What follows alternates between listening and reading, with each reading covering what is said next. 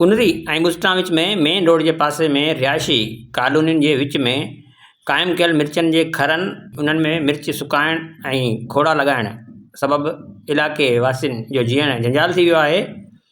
हिते मिर्चनि जी दज़ सबबि इलाइक़े वासी सख़्तु अज़ाब में आहिनि, मुख़्तलिफ़ बीमारियुनि जे वर चढ़ी विया आहिनि, पर जिन्हनि जी शिकायतुनि बावजूदि को अज़ालो न आहे थियो।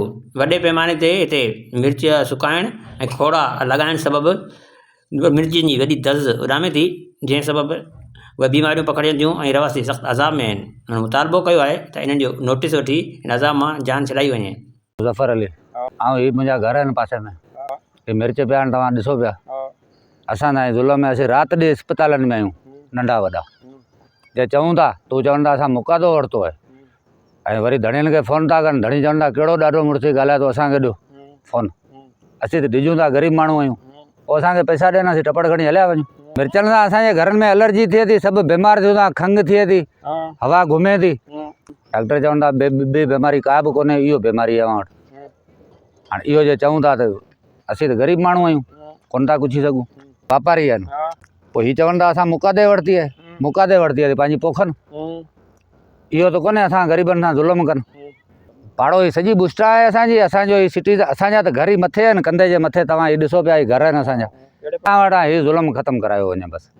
असांखे ना कंहिंसां वेड़ आहे, ना ॿी आहे, ना टे। असीं ग़रीब आहियूं, पोइ असीं टपड़ खणी वञूं था हलिया, घरनि खे ताला ॾेई वेंदासीं हलिया। हिते रहण त असांजो आहे कोन, हवा जॾहिं घुमे थी न असांजे घरनि में वेहण ई कोन्हे। हीअ त वहियल आहिनि, ॾिसो असांजे घरनि जे मथां पिया आहिनि, पाण ॾिसो ही कंधे मथे कोन पिया आहिनि मिर्च।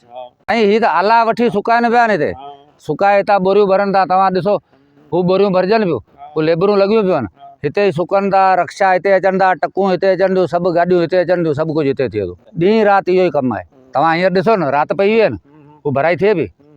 हाणे तव्हीं थोरी दाणी हिते बीहो, तव्हांखे पाणे ख़बर पवंदी, तव्हीं पाण खंघंदा हिते। हमारी अपील है तैमूर साहब से और सबा तालपुर से, इसका मसले का हल किया जाए। अभी सीजन चालू हुआ है तो ये चलता रहेगा। इससे दांत आती है, खांसी होती है, नज़ला होता है, उन्हें बच्चे परेशान होते हैं, ना नमाज़ पढ़ सकते हैं, ना खाना खा सकते हैं। हमने शिकायतें की है कि हमारे प्लाट लिए हैं, फलाना है, ढींगना है। हमने प्लाट किसी के नहीं लिए हैं।